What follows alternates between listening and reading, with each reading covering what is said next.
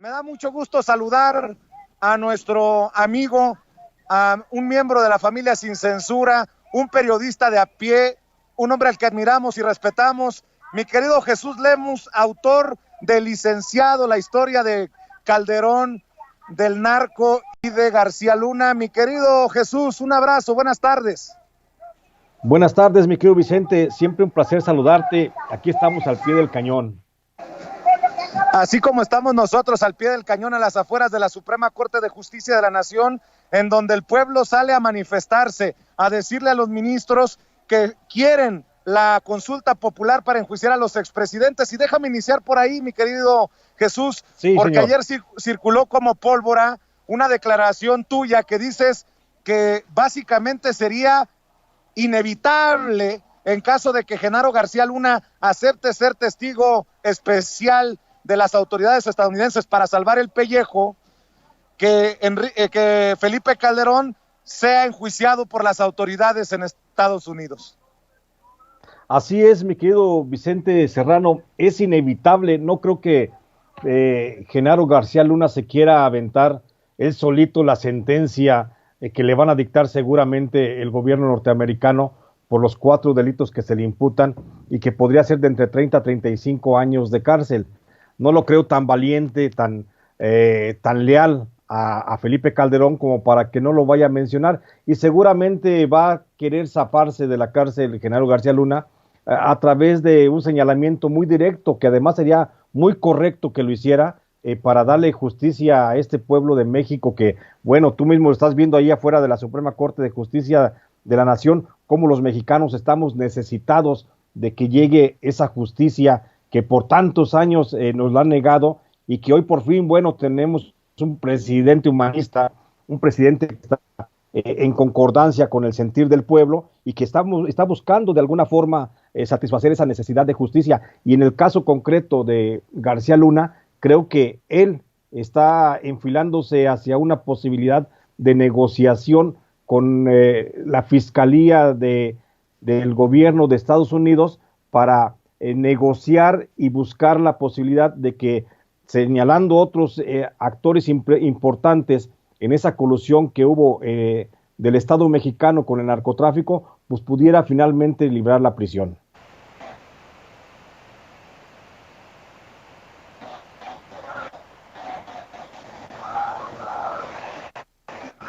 Estimado Jesús Lemus, te saluda con muchísimo gusto Toño Ruiz, parte de este panel aquí en Sin Censura. Estamos teniendo unos problemas con la comunicación de Vicente, ya sabes, está afuera de la Suprema Corte de Justicia de la Nación, pero pues sí te quería preguntar que abundáramos más sobre esto, ¿no? Sobre la forma en la que en todo caso Felipe Calderón tendría que enfrentar las consecuencias de su gobierno. Tú, como una de los principales objetivos de su represión, tú que estuviste en la cárcel injustamente por una persecución después de que dieras a conocer, pues vamos, la realidad de ese señor, de Genaro García Luna, el ex secretario de Seguridad Pública de Felipe Calderón, con el que hasta jugaba las escondidillas ahí en Los Pinos, y que hoy está detenido aquí en los Estados Unidos, acusado formalmente por el Departamento de Justicia. Así es, te saludo con gusto, mi querido Toño, un placer poder platicar contigo. Y bueno, como tú ya lo señalas, el caso de García Luna con Felipe Calderón es inevitable que tenga que mencionarse por una simple y sencilla razón, mi querido Toño. El asunto es que Genaro García Luna manoseó los recursos del Plan Mérida, los millones de dólares que manda a Estados Unidos para apoyar al gobierno mexicano en la lucha contra el narcotráfico y el terrorismo. Pues él manoseó, pero no fue el único que manoseó, y eso yo lo planteo de manera muy clara, muy precisa en mi nuevo libro, El Licenciado, donde señalo precisamente la participación del expresidente Felipe Calderón, en su momento el jefe del Ejecutivo, cómo también él se benefició con esos recursos del Plan Mérida, porque déjame decirte, de acuerdo a fuentes de la Central de Inteligencia de Estados Unidos, pues bueno, hay por ahí un desvío o un desfalco, más bien un faltante de dinero, que no se ha podido clarificar cómo se utilizó durante el gobierno del presidente Felipe Calderón, y hablamos no de morralla, sino que hablamos por lo menos de 15 millones de dólares, que son los que no están muy bien clarificados en cómo se manejaron esos recursos, y por supuesto que nunca se aplicaron en el combate a la delincuencia ni en el combate al terrorismo, como era el plan inicial, y por eso el financiamiento de Estados Unidos, y por eso la molestia de Estados Unidos de señalar que hubo manoseo en los recursos que ellos aportaron de manera, pues, confianzuda a este gobierno panista que pasó, y que, bueno, finalmente mucho de ese dinero fue a dar a las bolsas de Genaro García Luna, de Felipe Calderón, y ve tú a saber de cuántos otros funcionarios más. Por eso es que no creo que salga bien librado el expresidente Calderón en el proceso que se le está siguiendo a Genaro García Luna allá justamente en la Corte Este de Nueva York. Jesús, nuevamente Vicente Serrano, acá a las afueras de la Suprema. Te preguntaba, dame tu opinión, tu reflexión de este México al que le ha quedado debiendo la autoridad encargada de la procuración de justicia, la autoridad encargada de la impartición de justicia, en momentos en que se pide una consulta popular para enjuiciar a los expresidentes. Y te lo pregunto a ti, que fuiste víctima de la persecución de Calderón, que fuiste encarcelado injustamente, ¿qué piensas cuando ves a un ministro de la Suprema Corte de Justicia de la Nación como Arturo Saldívar defender el derecho del pueblo a participar, cuando básicamente se pronuncia, así lo entiendo, así lo leo, a favor de la consulta popular para enjuiciar a los expresidentes? Estamos hablando del ministro presidente de la Suprema Corte de Justicia de la Nación, Jesús. ¿Qué piensas de este México que muchos creemos se está transformando pasito a pasito? Bueno, sí, Vicente, sin duda alguna, esta transformación que ha comenzado ahora con la llegada del presidente López Obrador, con ese sentido humanista que, insisto yo, se le manifiesta, y es lo que prácticamente pues nos ha convencido a todos los mexicanos en volver a tener confianza en la autoridad federal, se está transformando lentamente. Es una patada en el hígado lo que dice Luis María Aguilar, ¿no? Que se violan los derechos de los expresidentes al llevar a cabo esta consulta, y en ese sentido va su planteamiento, su propuesta para declarar inconstitucional la consulta a los expresidentes. Pero yo me pregunto, como se preguntan seguramente cientos, miles de mexicanos, ¿dónde está la protección de los derechos de las personas? ¿Cómo fue que los presidentes de la República que hoy queremos llevar a juicio y procesarlos penalmente, que ellos sí violentaron el derecho humano de las personas? Es decir, ¿cómo ahora sí se quiere proteger y sí se ve por los derechos humanos y por la situación de honorabilidad y de estos expresidentes, pero cómo ellos no respetaron nuestros derechos de muchos que fuimos víctimas de estos gobiernos del Calderonato o de Peña o de Vicente Fox? Creo que el México que está despertando, el que está allí contigo a las puertas de la Suprema Corte de Justicia de la Nación, pues ese es el México vivo, el México que está vibrando, el México que está reclamando en estos momentos un cambio prácticamente de las estructuras. Y lo que hace Luis María Aguilar no es otra cosa que confirmar de la urgencia de una reforma judicial dentro del Estado mexicano, porque de verdad urge quitarnos este tipo de ministros, este tipo de jueces que solamente actúan por conveniencia y ven intereses y siempre están buscando recovecos dentro de la ley para beneficiarse o para proteger a sus amigos. Creo que urge en México una reforma judicial en donde los mexicanos podamos tener la posibilidad de elegir directamente a través del voto libre y universal y secreto a quienes son los que impartan la justicia, mi querido Vicente, porque no me dejas mentir que tú te puedes saber perfectamente, cualquier ciudadano se sabe perfectamente quién es el regidor, quién es el presidente municipal, quién es el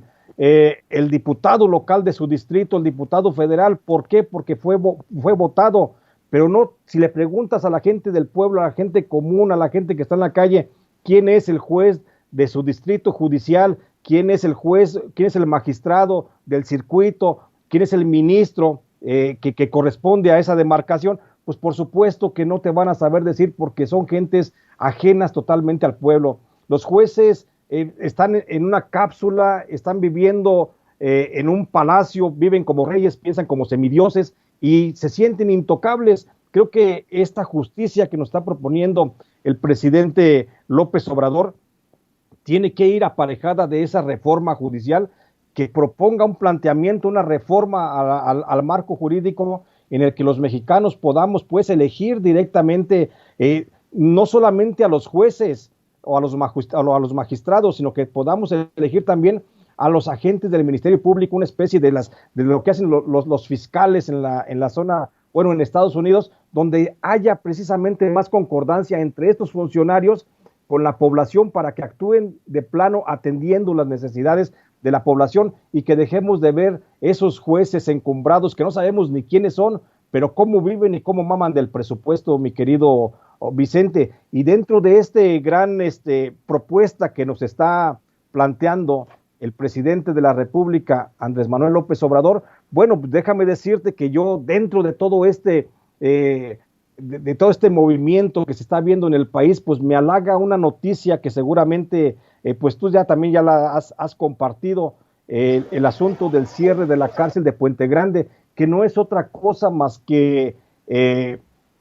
un claro indicativo de hacia dónde quiere llevar este presidente de la República a este México ávido de justicia. Y el cierre de la cárcel de Puente Grande es icónico en este momento porque la cárcel de Puente Grande representaba lo más corrupto, lo más perverso del sistema carcelario mexicano, y al decretarse su cierre, que se anunció apenas el pasado lunes a través de un acuerdo publicado en el Diario Oficial de la Federación, pues nos revela que el presidente López Obrador no está dispuesto a que se sigan violentando los derechos de las personas, de los grupos más vulnerables, en este caso de los internos, como se venía haciendo en esta cárcel de máxima seguridad, la cárcel de la muerte, que también se le llamó en algún momento, y que de acuerdo a organizaciones como Amnistía Internacional, pues es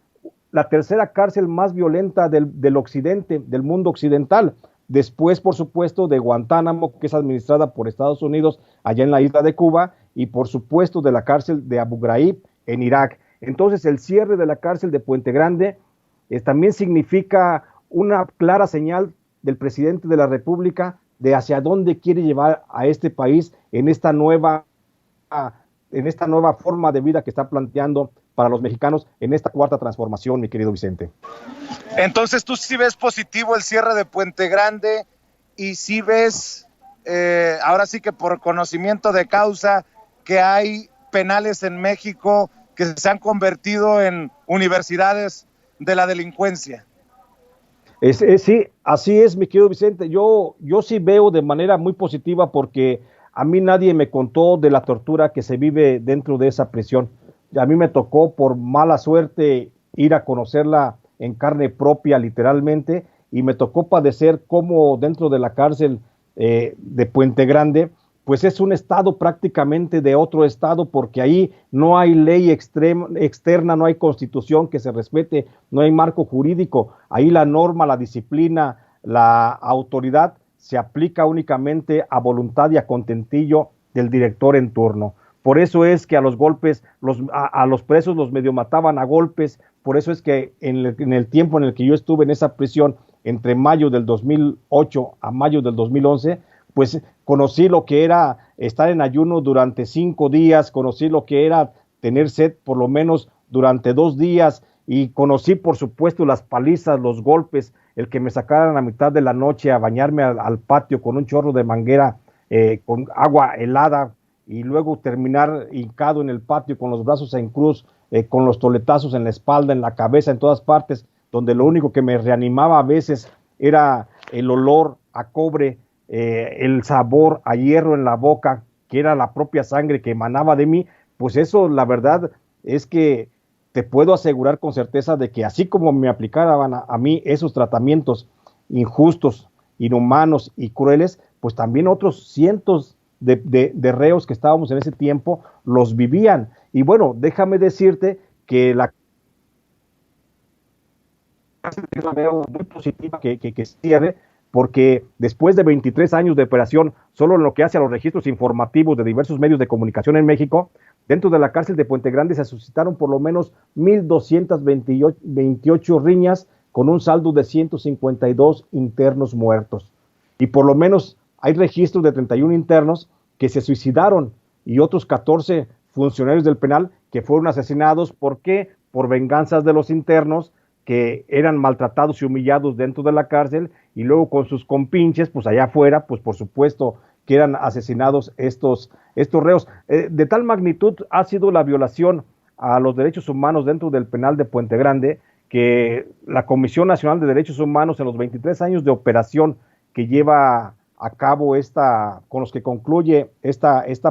prisión, pues alcanzó a registrar 769 quejas por violación de derechos humanos en agravio de uno o más internos, donde las mayorías de las faltas estuvieron relacionadas a la incomunicación, a la privación del sueño, a las actividades recreativas y laborales, así como a la falta de alimentación y servicios médicos. Por eso es que yo hoy, Vicente, Toño, hoy aplaudo con mucho gusto el que se haya determinado el cierre de esta cárcel, porque en primer lugar ya no más habrá tortura dentro de esa cárcel, y además será también el ejemplo para otros centros penitenciarios que no se les va a permitir más la violación a los internos, porque déjame decirte que la violación a los derechos humanos de los internos pues se da pareja, no nada más es para los sentenciados ya de algún delito en firme, sino para todos los procesados que están a la espera de una sentencia. Y además ningún delincuente, por más delincuente que sea, merece pues los tratos inhumanos, porque así lo establece la Constitución Política de México. En México no se establece el castigo corporal más allá de la privación de la libertad por la sanción de algún delito, y entonces cometer este tipo de actos son violatorios al marco constitucional, como bien lo sabemos todos. Déjame decir que para mí es escalofriante escuchar tu testimonio, querido Jesús, porque ahí terminaste varios años injustamente en Puente Grande, acompañando a El Grande, acompañando a Caro Quintero, acompañando a los grandes capos de la droga, a los más peligrosos personajes en Puente Grande, un Puente Grande del que se fuga o dejan salir al Chapo Guzmán. Déjame preguntarte, si me permites, ese sentimiento, ese beneplácito, ¿lo sientes como una victoria o respiras tranquilo o tu sentimiento es de justicia? ¿Qué te pasó por la mente cuando el presidente hizo referencia en la mañanera o cuando leíste el diario oficial de la Federación? Mira, Vicente, cuando me enteré el viernes muy temprano, cuando estaba leyendo el diario oficial de la Federación, que lo leo todos los días pues, como fuente informativa que es para cualquier periodista, y me entero de esa decisión del cierre de Puente Grande, pues fue un alivio para el alma primero, como persona, porque a final de cuentas yo desde que salí de la cárcel, que ya hace tiempo, en el 2011, pues no he dejado de pensar en la tortura en la que estuve sometido, y el saber que la cárcel se iba a cerrar, para mí fue una tranquilidad, me dio mucha alegría, no puedo negarlo. Me sentí muy tranquilo y la verdad es que estoy muy contento por esa noticia. Como periodista, bueno, me agrada mucho la idea de que el presidente haya tomado esa decisión porque, insisto, indica hacia dónde va esta política pública de protección a los derechos humanos de la Cuarta Transformación. Y como periodista lo siento, la verdad, como un logro, como algo donde yo tuve pues una participación directa, porque te quiero señalar que antes de la publicación del libro Los Malditos, donde yo hago muy clara referencia y hago claras explicaciones de la tortura que se vive y que yo viví en Puente Grande entre mayo del 2008 y mayo del 2011,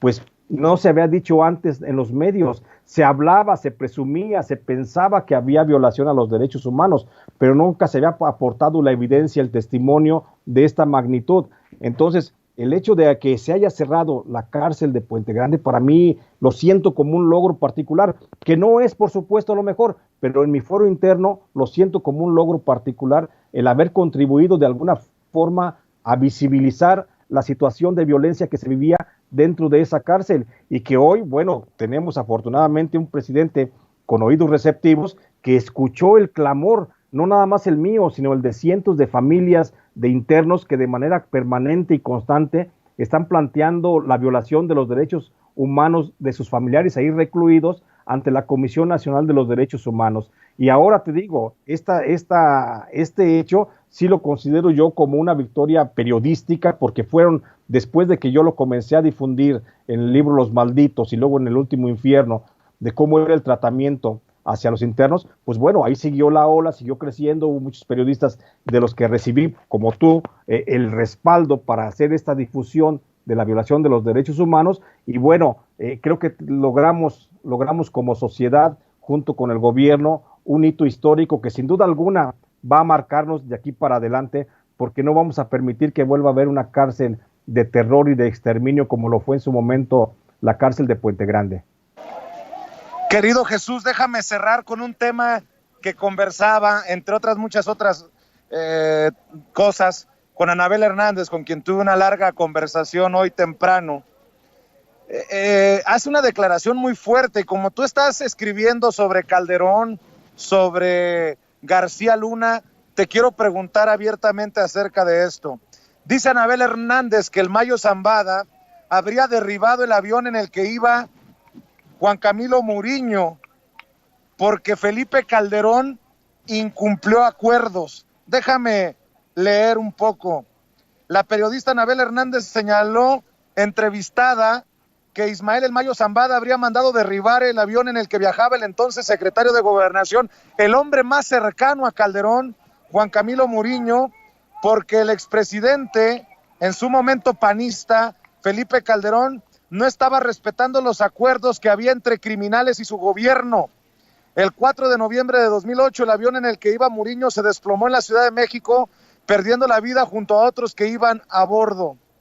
Dice Anabel Hernández, y perdón por preguntártelo, mi querido Jesús, pero tú eres también una voz autorizada sobre estos temas, y cito textualmente: días previos, por un accidente de manera indeseada, el rey Zambada es detenido en la Ciudad de México por un grupo que no estaba protegiendo al Chapo Guzmán ni al Mayo Zambada. Una parte del gobierno federal estaba con los Beltrán Leiva y otra con el Mayo. La parte leal a los Beltrán Leiva es la que detiene a Zambada, asegura. El Mayo Zambada habría llamado al presidente de la República y le habría dicho: oigan muchachos, ustedes trabajan para mí, tienen que soltar a mi hermano. En ese momento no se sabía que era el rey Zambada. El gobierno de Calderón dijo que no lo podían soltar porque ya sabían en Estados Unidos. El ataque al avión fue una represalia del cártel del Mayo Zambada porque Felipe Calderón no estaba cumpliendo los acuerdos. Algo que por mucho tiempo ha sido pues una creencia popular, que el avión que se cayó no fue por accidente, sino que lo tumbaron. Dame tu opinión de estas declaraciones, querido Jesús. Así es, mi querido Vicente, coincido con lo que señala la periodista Anabel Hernández. Yo tengo información por parte también de algunas fuentes del interior del crimen organizado, concretamente del cártel de los Zetas, que fue precisamente el cártel de los Zetas el que derribó el avión, que fue un bazucazo el que le tiraron. No tengo bien ubicado todavía si fue realmente el Mayo Zambada el que pudiera haber tomado la decisión por la detención justamente del rey Zambada, pero no es descartable ni es improbable esa posibilidad, esa teoría que marca Anabel Hernández. Yo coincido plenamente de que sí fue una venganza desde el narco, que sí fue un derribamiento intencional del avión y que fue precisamente por el incumplimiento de Felipe Calderón con Genaro García Luna, pero con el cártel de los Zetas. Esa es la versión que yo mantengo. Obviamente, te digo, no estoy en posibilidad de desacreditar la versión de Anabel. Por supuesto, yo reconozco que su trabajo es muy eficiente, es muy puntual y muy correcto, y creo que podría ser esa la versión, pero hasta el momento los elementos que yo tengo es que apuntan a que fue un grupo del cártel de los Zetas, pero no es descabellada esa teoría de Anabel, por supuesto, porque recordemos que en un momento determinado después de esa alianza, de esa cercanía que tuvo Genaro García Luna con el Mayo Zambada, pues también hubo un rompimiento con el Mayo Zambada, porque porque se alía más hacia el lado de los Beltrán Leiva y comienza a trabajar muy cercano con Arturo Beltrán Leiva, y eso es lo que luego también termina en rompimiento, porque de aquí se deriva, de lo que sí estoy cierto es que el Mayo Zambada, en coordinación con Genaro García Luna, son los que acuerdan el operativo para ejecutar a Arturo Beltrán Leiva, como ya sabemos que murió ejecutado por parte de elementos donde intervinieron en un operativo donde intervienen elementos de la Marina, respaldados por agentes de la DEA de Estados Unidos. Entonces, sí había ese rompimiento ya, por supuesto, la fractura entre los Beltrán Leiva con el cártel de Sinaloa, por supuesto que llegó hasta arriba, y hubo algunos grupos cercanos a García Luna que se mantuvieron de un lado y otros grupos se mantuvieron de otro lado, pero a final de cuentas creo que García Luna se inclinó más por el lado de los Beltrán Leiva hasta que asesinan a Arturo Beltrán Leiva. Después de eso se vuelve otra vez a hacer la cofradía con Ismael Zambada García, y otra vez vuelven a las andadas, y por eso siguen operando durante el resto del sexenio. Pero de que coincido plenamente con que el avión fue derribado de manera intencional por un grupo de narcotráfico, sin duda alguna, de eso estoy cierto, porque yo tengo también una versión, nada más que te digo, mi versión va en el sentido hacia el cártel de los Zetas. Todavía no tengo ningún elemento que pudiera relacionar lo que dice Anabel Hernández. Mi querido Jesús, como siempre es un deleite que nos acompañes los jueves. ¿Cómo va el licenciado? Me imagino que en los primeros lugares de ventas, así lo esperaba la gente. Pues mira, bendito Dios, mi querido Vicente, la gente buscando, lo está pidiendo, el licenciado ya está en todas las librerías del país, ya lo pueden encontrar en cualquier parte a través de plataformas digitales, solicitarlo y se lleva. A partir de la semana que entra ya estará, por supuesto, en formato digital para que se pueda adquirir de manera más fácil. Está teniendo mucha presencia el licenciado, la gente lo está buscando, y comentarte, si me lo permites, aprovechar tu espacio para invitar a nuestra audiencia a que me acompañen hoy a las 7 de la tarde, que va a ser la presentación formal a través de las redes sociales de la editorial HarperCollins, donde estaremos hablando más a profundidad del libro, licenciado, cómo se llevó a cabo la investigación, qué es lo que encontramos y cuáles son los puntos medulares que puede ir el lector buscando dentro de este texto. Pero afortunadamente, licenciado, mi querido Vicente, que por cierto ya va en camino por ahí tu texto, ya está en todas partes y está teniendo una muy buena recepción.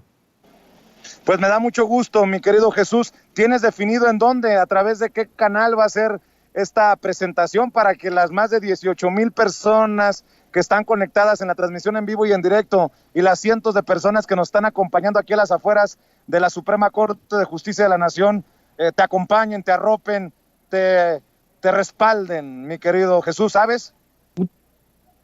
Muchas gracias. Sí, va a ser a través de la plataforma, entrar al Facebook de YouTube, perdón, al Facebook de HarperCollins, y ahí están los enlaces para entrar al YouTube y para entrar al Twitter y para entrar al Facebook, y va a ser a través de esa plataforma, pero también se pueden conectar seguramente a través de otras plataformas de las librerías, porque todas las principales librerías del país vamos a estar conectados hoy en la presentación del licenciado al filo de las 7:30, a las 7 de la noche de este día. Me acompaña en la presentación nuestro querido y reconocido periodista, de los mejores periodistas, por ejemplo, por supuesto, yo diría el más importante de los periodistas de investigación del narcotráfico, que es Pepe Reveles. Pepe Reveles va a hacer favor de presentarme el libro y estará también haciendo opiniones y participando. Mi editor, que me ayudó a plasmar bien este libro, Edgar Kraus. Entonces, por ahí los espero, mi querido Vicente. Claro que sí, y no te vayas sin antes compartir tus redes sociales, mi querido Jesús Lemus. Claro, me encuentran en Facebook como J. Jesús Lemus. Ahí subo y comparto toda mi información que publico en diversos medios muy locales, otros más regionales, otros internacionales. Ahí me encuentran y ahí contesto, ahí estoy en contacto con mis lectores. También me encuentran en el Twitter como @LemusBaraja, y también ahí mantengo una constante retroalimentación con mis lectores, que siempre pues me ayudan y me orientan mucho. Te agradezco mucho, mi querido Vicente. Claro que sí, mi querido Jesús Lemus, te mando un abrazo. Gracias. Gracias, un abrazo.